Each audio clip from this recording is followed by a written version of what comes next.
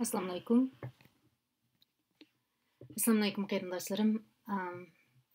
Biz sirani o'qib, ikkinchi bosqich oshkora da'vatga o'tish degan mazmunning safotiqida sada degan mazmunga kelib to'xtagan edik.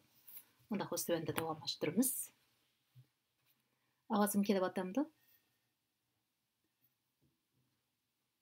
Rahmat. Nas başladık. Safotiqida sada. Payg'ambar sallallohu alayhi vasallam oshkora da'vatga o'tgan ahvolda tog'isi Abu Talibning uni qanot ostiga elib himoya qilganligiga to'liq ishonch qilgan edi. U bir kuni Safotiqaga chiqib, "Ya Sabaha" deb to'ladi. Uning ma'nosi Sabaha sadasi, ma'nosi dushman hujumi, har xil tuyuqsiz ofat yoki muhim xabar yetkazish uchun to'linadi deb to'ladi. Bu sadoni anglagan Quraysh aymoqlari taraf-tarafdan yig'ilib keldi. Shuning bilan payg'ambar sallallohu alayhi vasallam ularni tavhid, bir xudolik aqidasiga va o'zining Allohning payg'ambari ekanligiga iymon keltirishga va qiyomat kunining barhaqligiga ishonishga chaqirdi. Imom Buxoriy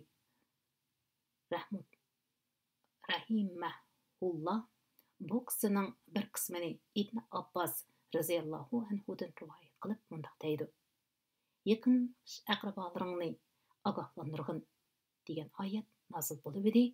Payg'ambar sallallohu alayhi vasallam Safotiqaga chiqib, "Ey bani Fihri jamoati, ey bani Adi jamoati" deb Quraysh aymoqlarini bir-birlab chaqirdi. Quraysh ommasi yig'ildi. Hozir bo'lolmaydiganlar nima ahvol ekanligini o'qish uchun odam avatdi. Bularning ichida Abu Lahabning bor edi. Shuning bilan payg'ambar sallallohu alayhi vasallam so'z qilib, "Ey Quraysh jamoasi, aytib beqinglarchi, agar men dushman otli qo'shini tog' orqasida sizlarga hujum qilmoqchi bo'lib o'tibdi desam, mening gapimga chin putamsizlar" dedi.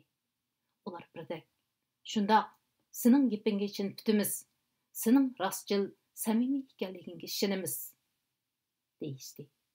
Payg'ambar sallallohu alayhi vasallam, "Undoq bo'lsa, men sizlarni qattiq azobdan ogohlantirguchiman" dedi. Abu Lahab, "Halok bo'lgur, bizni mushni deb yig'dingmi?" dedi. Bu chaqda Abu Lahabning ikki qo'li qurib ketsin. Amalda qurib ketdi. Uningga erishgan narsalari asqatmadi.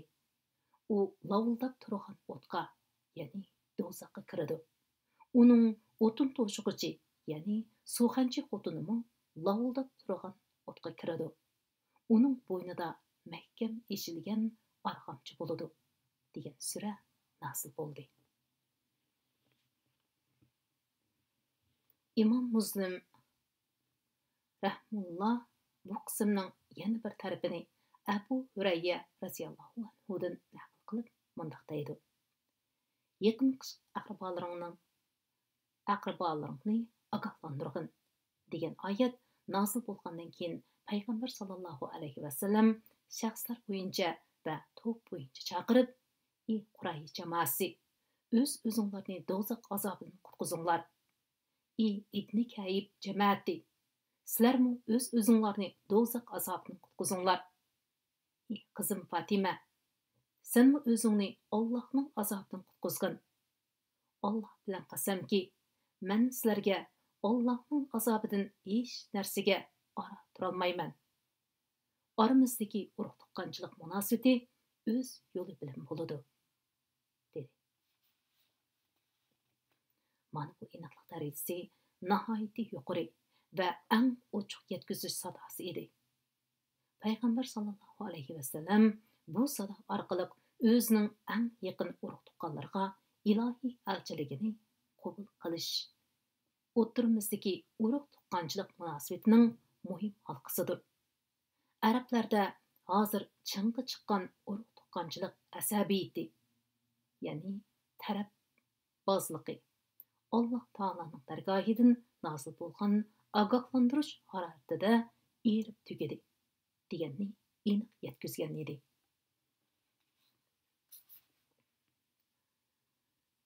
Haqni jakarlash va mushriklarning qarshilik ko'rsatishi.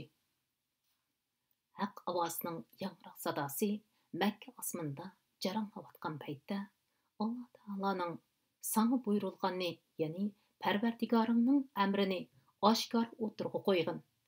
Mushriklarning masxaralariga parvo qilmag'in degan oyati nozil bo'ldi.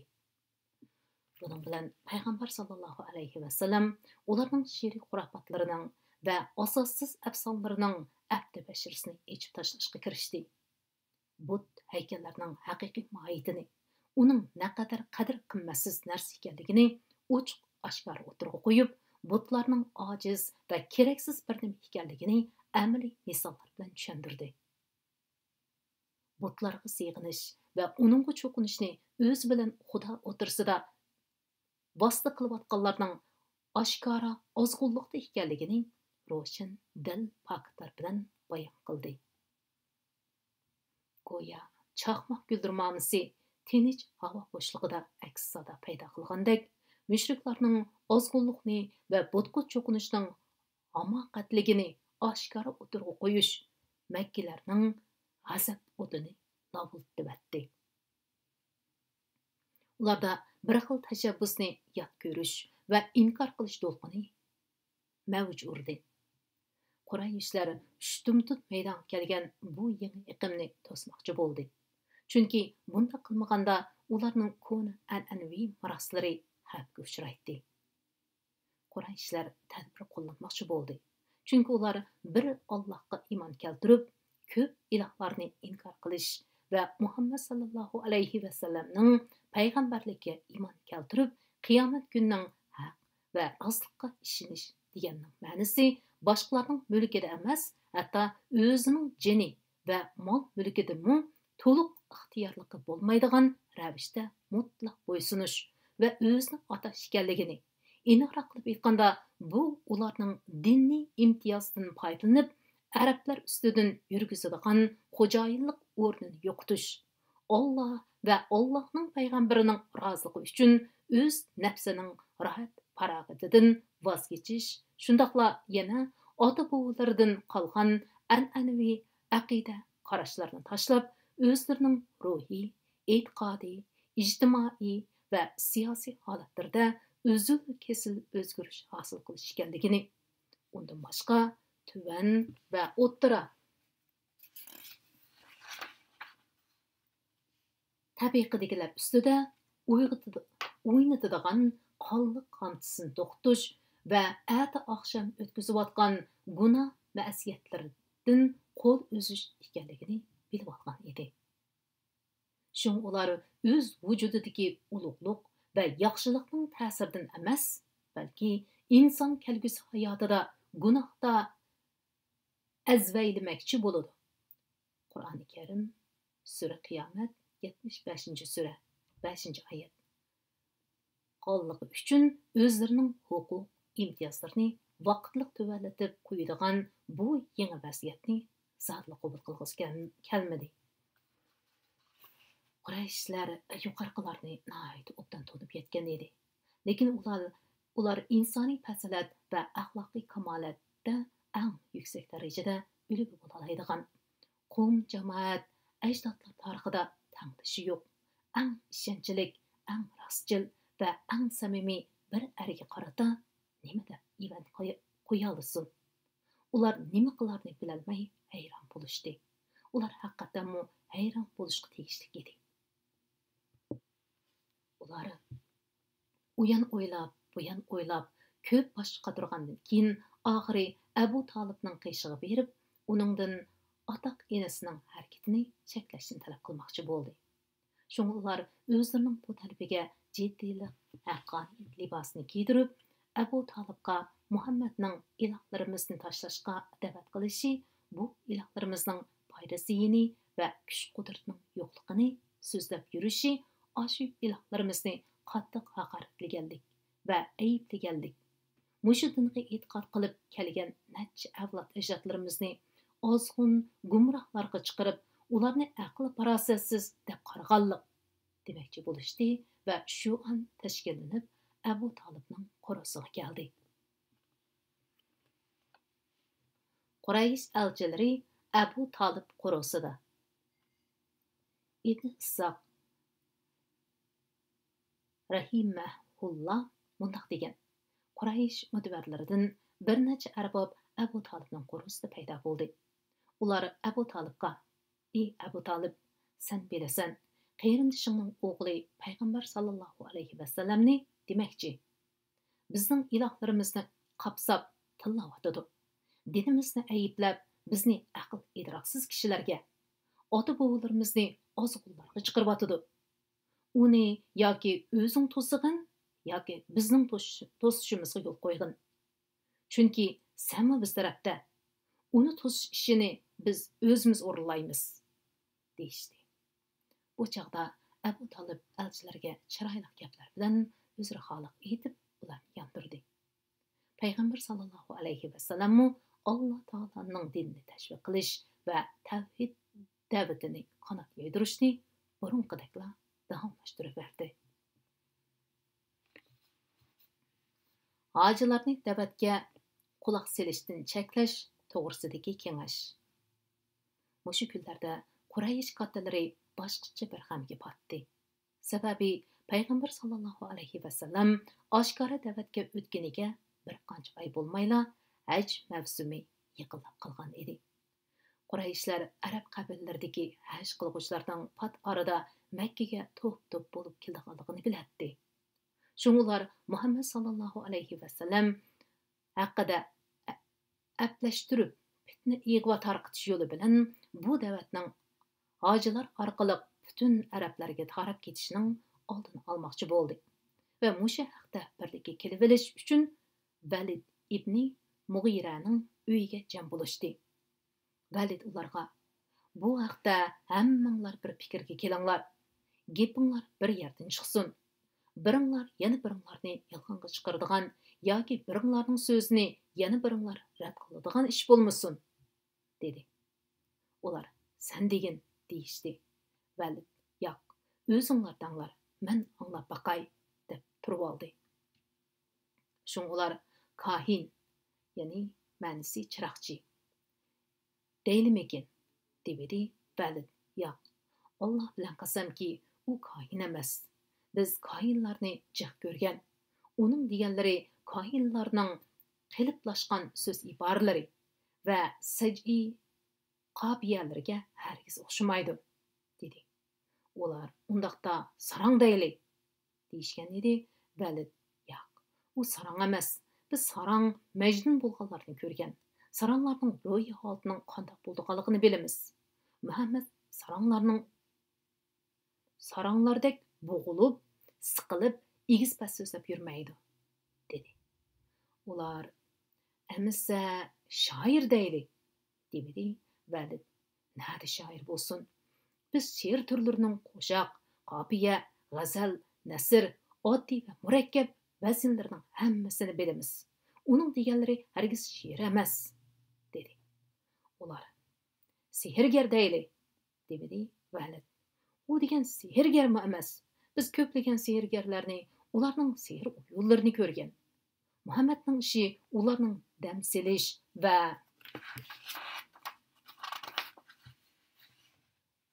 band qilishlarga o'xshamaydi" dedi. Ular: "Amisi nima deymiz?" degan edi. Valid: "Alloh bilan qasam qilamanki, uning gapining bir xil huzur halovati bor.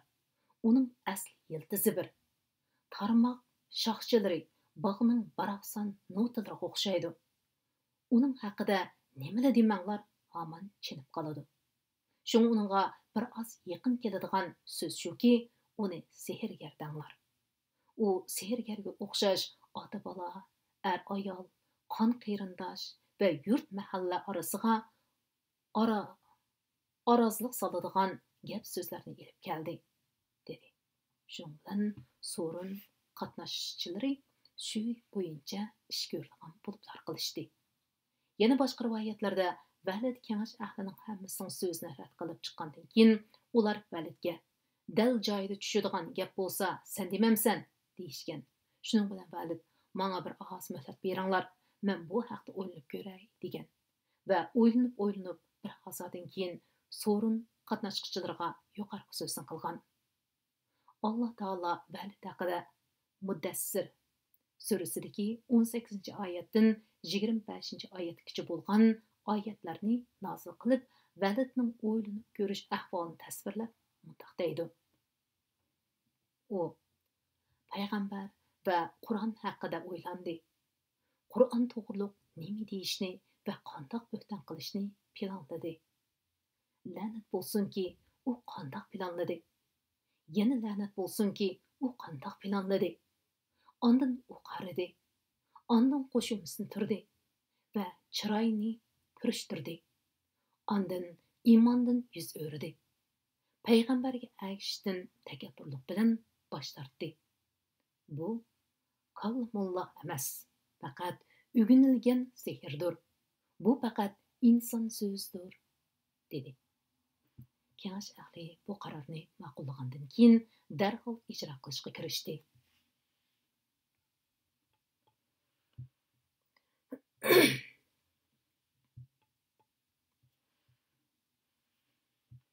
Kengash ahli bu qarorni ma'qullagandan keyin darhol ijro qilishga kirishdi.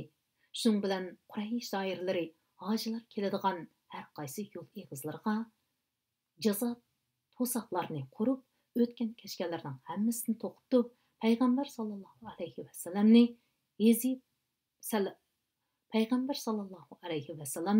yezi bo'lishni topiladi va uning ish harakatlarini salbiy tillar bilan tonishtirdi. Bu shumliqlarni yanala Abu Lahab bosh bo'lib o'rinlaydi. Payg'ambar sallallohu alayhi vasallam odatda haj mavsumlarida Ukaz va Majina bozorlarda har qaysi qabila va aymoqlarning turalg'uti o'tamlariga berib, ularni Alloh taoloning tarafiga chaqiradi va ularga Qur'on o'qib beradi. Mushuning hammasida Abu Lahab payg'ambar sallallohu alayhi vasallamning keyinda lalma itdek so'rlib yurib, buning gapiga kirmanglar, bu degan o'z dindan voz kechgan ozg'un, kazzob deb shum egizlik qiladi. Dal mushu ahvol arablarning payg'ambar sallallohu alayhi vasallam va islom dini to'g'riliq anglagan bilganlarni o'z yurtlariga elib ketishiga turtki bo'ldi-da, natijada uzun o'tmay bu to'g'risidagi gap so'zlar butun arab dunyosiga purkatdi.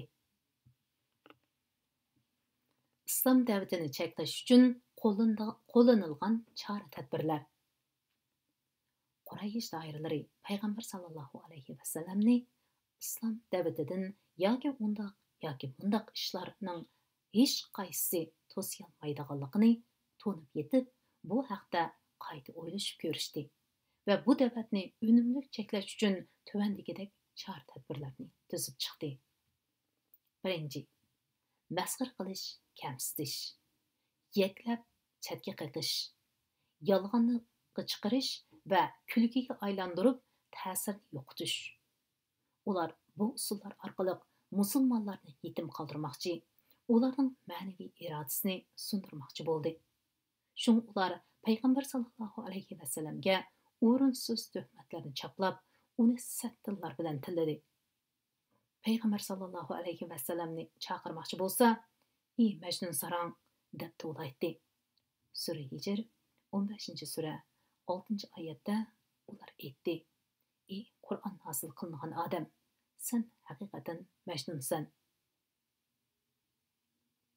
Ular yana payg'ambar sallallohu alayhi vasallamni sohir, kassob deb ataydi. Alloh taolo sura Sadda buni zikr qilib, ularga o'zlarining ichidan bir ogohlantiruvchi, ya'ni payg'ambar kelgandikiga ular hayron qilishdi. Kuffarlar aytdi: "Bu bir yolg'onchi sehrgardir." Qur'oni Karim sura Sad 38-sura 4-oyat. Qurayshlar bu ig'volarni butun kuchi bilan tarqatishga otlandi. Ular payg'ambar sallallohu alayhi vasallam bilan uchrashganda yelila yevitidagandek ömüyüp hasab bilan qaraydi. Kuffarlar Qur'onni anglagan chaqlarda sana bo'lgan dushmanlikning qattiqligidan yomon ko'zlari bilan seni yiqitib etishga tasqaladi. Seni shubhasizki bir majnun deyishdi. Qur'oni Karim Sura Qalam 68-sura 51-oyat. Payg'ambar sallallohu alayhi vasallam ojiz, miskin sahobalar bilan birga tursa, ular mazoq qilib, Alloh oramizdan hidoyat qilish bilan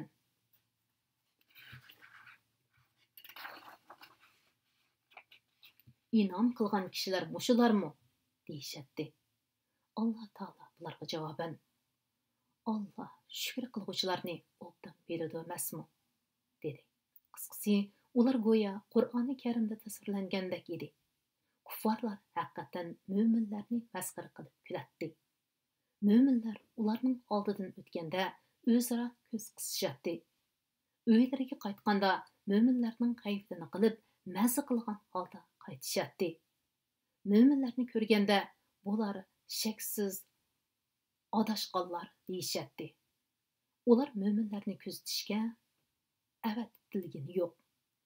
Qur'oni Karim Sura Mutaffin 83-sura 29-33 bo'lgan oyatlar. Ikkinchi, islom ta'limotlarini xunuklashtirib, gumon va shak shubha paydo qilish, yolg'on tashviqot tarqatib, asossiz qoidalarni o'ydirib chiqarish va payg'ambar sallallohu alayhi vasallamning shaxsiyati to'g'riliq tuhmat va fitna ig'volarni tarqatib, ommaga uning da'vatining mazmunini mulohiza qilishga fursat bermaslik. Ular Qur'oni Karim haqida ular aytdi: bu burunqilarning afsonalaridirki, ularni u yozdirib olgan. Hepsi qilib olish uchun uning atigan oqshomda o'qib berilyotidi. Qur'oni Karim Sura Furqon 25-sura 5-oyat. Va ular bu, ya'ni Qur'on faqat u, ya'ni Muhammad o'zi to'qigan yolg'ondir.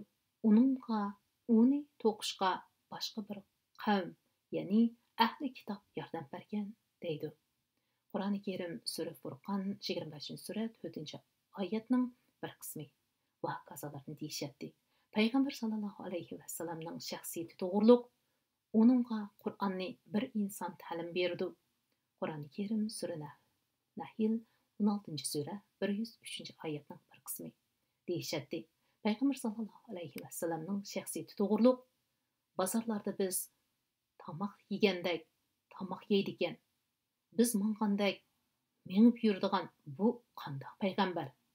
Qur'oni Karim Sura Furqon 25-sura 7-oyatning bir qismi deydi. Qur'oni Karimda ularning fitna ig'volarining o'z aynini naql qilib yoki naql qilmay raddiya berilgan nurg'un ulgulik misollar bor. Uchinchi, Qur'oni Karimga burunqilarning so'z cho'chaklari va afsonalari bilan taqobil turish va xaloyiqni oshu hikoya afsonalari bilan Qur'oni Karimga berilishdan to'sish. Aytilishicha, Nazri ibn Haris Quraysh jamoasiga: "Ey Quraysh xalqi, qasam qilamanki, sizlarning beshinglarga og'ir mushkulot keldi. Sizlar texcha uning chorasini izlamayapsizlar. Muhammad oranglardagi hamma e'tirof qiladigan rostchil va omonatga vafo qiladigan bir obdan yigit edi. U beshiga oq sanchig'anda yeriqi yuchun gaplarni ko'tarib kelib edi. Sizlar uni sohir, sehrgar dedinglar. Asbiroyi Xudo, u hargiz sohir emas. Biz sohirlarning dam solganlarini va band qilganlarini ko'rganmiz. Yana kohin dedinglar. Qasam qilaymanki, u hargiz kohin emas. Biz kohinlarni va ularning bo'g'ilib siqilganligini ko'rgan va ularning qobida so'z iboratlarini anglagan. Uni shoirmi dedinglar? Qasam qilmanki, u hargiz shoir emas. Biz she'r turlarining hammasini bilamiz. Sizlar uni majnun dedinglar. Yo'q, Alloh bilan qasamki, u hargiz majnun emas. biz Majnunlarni ko'rgan. Muhammad Majnunlardek bo'g'ilib, o'ziga o'zi so'zlab, yo'q, po'qqa burchoqni ilashtirib yurmasa, Quraysh jamoasi, sizlar bu ishqa sal qaramanglar. Asbira Xudo, sizlar cho'ng bir mushkulga duch keldinglar, dedi. Ondan u Hiraga berib, u yerda Paris xon ordisi hikoyalarini, Rustam va Isfandiyalarning jangnamalarini o'rganib yodga ilib keldi. Shundan keyin payg'ambar sallallohu alayhi vasallam har qanday bir joyda sorun tuzib ishlarni Alloh taolo tarafga chaqirib yoki Alloh taoloning azobidan ogohlantirib o'ltirsa, orqadanla Nazri ibn Haris tap bostirib kelib, Asbira Xudo, Muhammad teg'i sizlarga mendek laziz gaplarni so'zlab bermadi, deydi. Ondan ularga Paris xon ordisining hikoyalarini, Rustam va Isfandiyalarning jangnama afsonalarni so'zlab beradi. Ondan u Muhammadning deganlarining buning oldida qanchiligi qiziqi bor, ha? deb mag'rurlanib ketadi. Ibn Abbas raziyallohu anhudan naql qilingan bir hadisda Nazri ibn Haris bir qancha naqshi dedakni setib olgan bo'lib, u biror kishi Muhammad bilan yiqilishibdi deb anglasa, ashu qizlardan birini chiroyli jabdib, uning keyniga silib qo'yadi-da, u qiz yeliqi kishiga naqshi aytib, usul o'ynab berib, uningdagi islomga bo'lgan moyillik yo'qolganiga qadar hamroh bo'ladi, deyilgan. Nazri haqida tuvandagi oyat nozil bo'ldi. Ba'zi kishilar bilimsizlikdan kishilarni Allohning yo'lidan ozdirish uchun behuda gaplarni setib oladi va Allohning yo'lini masxara qiladi. 4. Putishish. Ular bu o'yin orqali mushriklarmi ba'zi xurofotlarni tashlash, payg'ambar sallallohu alayhi vasallammi da'vat moddalarining ba'zilarini amaldan qoldirish badaliga islom dini bilan kufri jaholatini tar ko'chada uchrashtirib, yapsalab ko'rishtirmoqchi bo'ldi. Alloh taolo bu haqda mundoq deydi: ular sening o'zlari bilan madora qilishingni, shuning bilan o'zlarining sen bilan madora qilishingni orzu qiladi. Qur'oni Karim sura Qalam 68 sura 9-oyat. Mushu barada Ibn Jarir bilan Tabroni rahimahul mallah naql qilgan bir hadis mushriklarning payg'ambar sallallohu alayhi vasallamga bu bir yil mushriklarning ilohlariga ibodat qilish, mushriklarmu Parvardigor taologa bir yil ibodat qilish taklifini berganligini ko'rsatdi. Abdullah ibn Umayyaning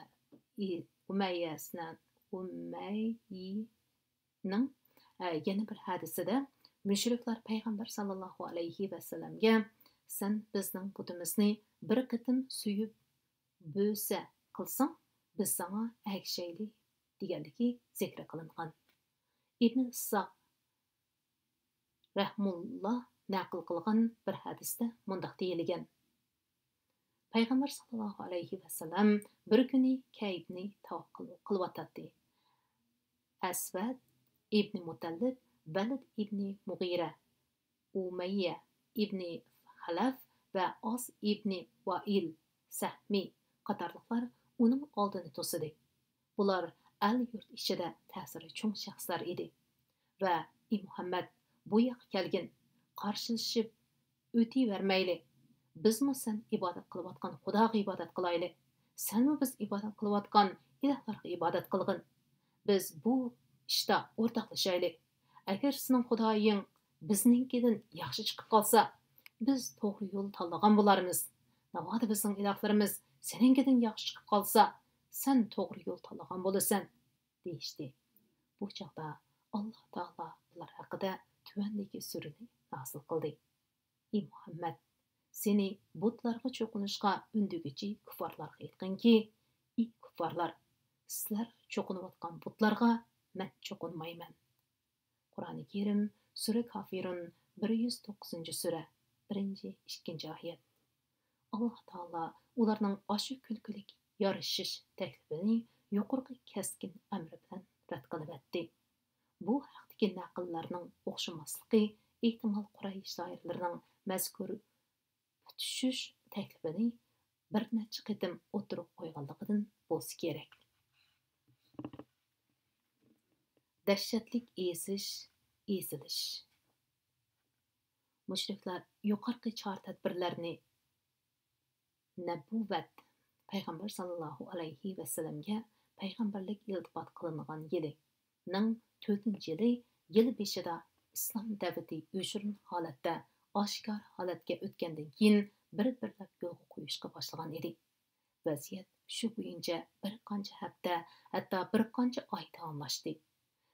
Mushriklar shu vositalar bilan cheklanib, biror odamni qattiq nazorat qilish yoki azoblab qiynash darajasiga yetmagan edi.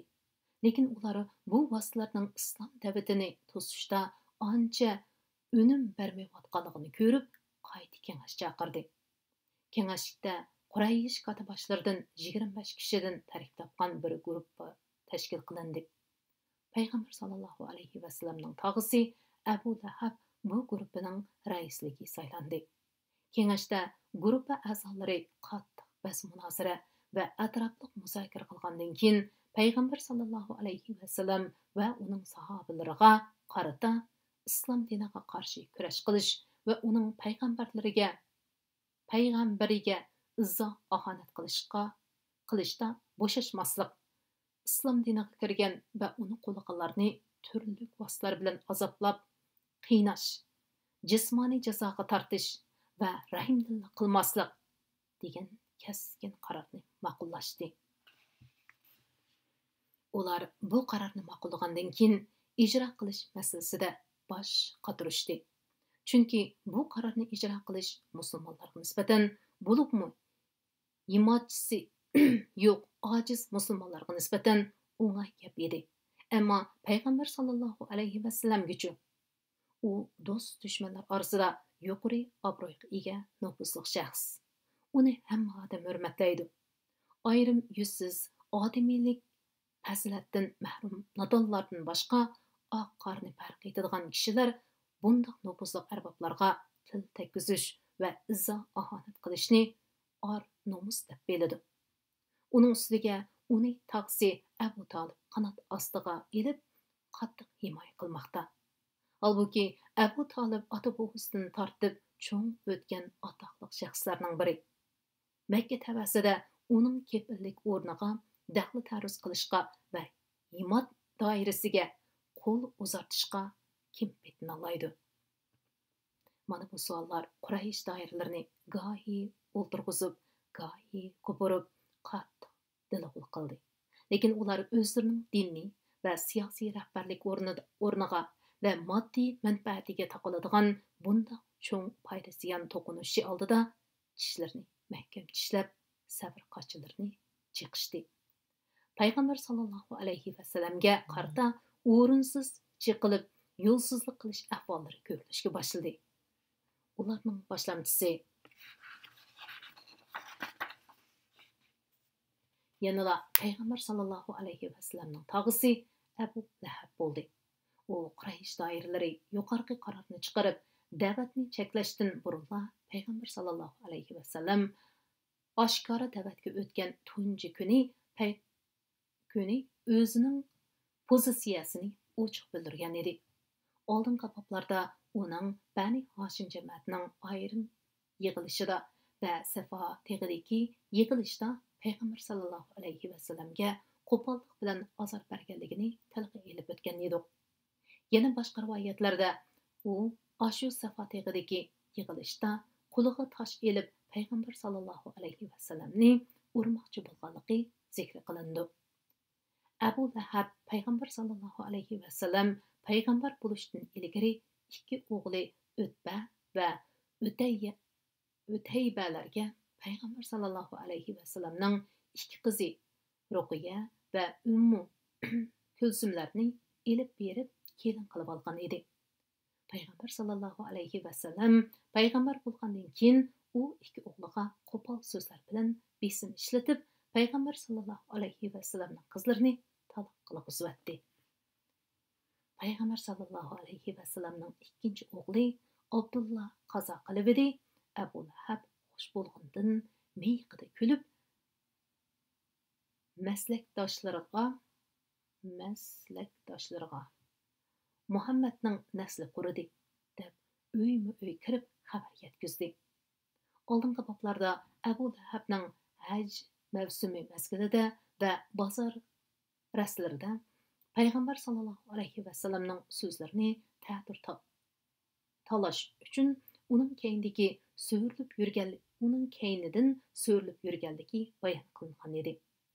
Tariq ibn Abdullah Muharibi Abu Lahabning payg'ambar sallallohu alayhi vasallamning so'zlarini ta'tir talablam qalmasdan, balki ba'zida va so'rlarida haddidan eshib payg'ambar sallallohu alayhi vasallamning keynidan qo'qlab, tosh etib, butining o'shiqlarini qonga qo'yayotganligini naql qiladi. Abu Lahabning ayoli Ummu Jamil Arva Harb ibn Umayyaning qizi. Abu Sufyan ibn Harbning hamshirisi. Mu payg'ambar sallallohu alayhi vasallamga o'shmanlik qilishda erdan qilishmaydigan g'azosul xotin edi. U Çangalidan şuha tikanlik şahlarni alaydan yudib akilib, ketsi payg'ambar sallallohu alayhi vasallamning ishik darvozalarini chitlab qo'yatdi va ishik oldi yo'llariga chachatdi. U qattiq yuzsiz xotin bo'lib, sababsizla payg'ambar sallallohu alayhi vasallamga til solatdi. Ig'vo tarqitib, fitna fasod o'chqig'a o't yoqatdi va payg'ambar sallallohu alayhi vasallamga qarata keng ko'lamli jamoat fikri urushi qo'zg'ash kuydi yuratdi. Shuning uchun Qur'oni Karimda bu xotin o'tin to'shig'ichi. Qur'oni Karim sura Masad 111-sura 4-oyatning bir qismi, ya'ni suvxanchi deb ayblandi. Bu ayol Qur'oni Karimdagi o'zi va eri to'g'riliq nozil bo'lgan oyatlarni anglagandan keyin payg'ambar sallallohu alayhi vasallamni izlab keldi.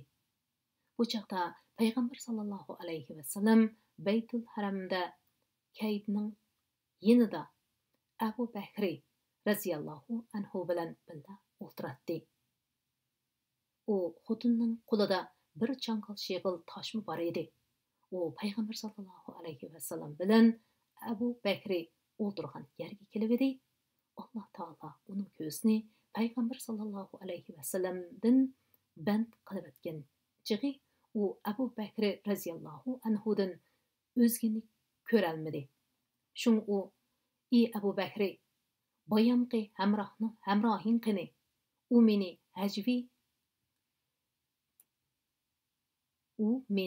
hajvi qilib tikanmish. Azbiroy xudo, men uni mushu peti topolisam, tosh bilan uning eg'izini yer bitatdim. Bilamsan, men mu shoirag'u", dedi va "Muzzammaga osiymiz, ishlariga qarshimiz, o'zini xor, dinini o'sh ko'rarmiz" degan qo'shiqni o'qib etib ketib qoldi. Bu chaqda Abu Bakri: "Ey Rasululloh, u xotin seni ko'rmadimi qandoq?" dedi. Payg'ambar sallallohu alayhi vasallam: "Ras, u meni ko'rolmadi. Alloh uning ko'zini mendan band qilibdi" dedi.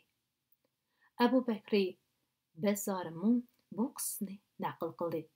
Bu qissada Jamil Abu Bakri raziyallohu anhuning oldiga kelib: "Ey Abu Bakri, sening yiliqi odaming bizni hajvi qilib so'z to'qibdi" degan. Abu Bakr raziyallohu anhu: "Yo'q, mushu bino Kaybaning Parvardigori bilan qasam qilamanki, undaq ish yo'q. U hajvi qilib she'r to'qimaydi. Hatto she'r deganlarni ig'izga olmaydi" degan. Jamil: Сәнғу рас айтсаң дегеш қайтып кеткен deyiladi.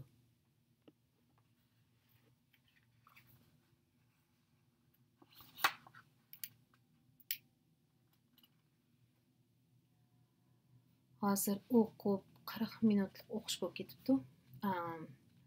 O'qishlikni mushada to'xtay. Hammalarninki vaqtinglarni berib, anglag'anlarga Alloh rahmat qilsin. Undaq bo'lsa, atidagi o'qishlikda sizlar bilan qaytib ko'rishay.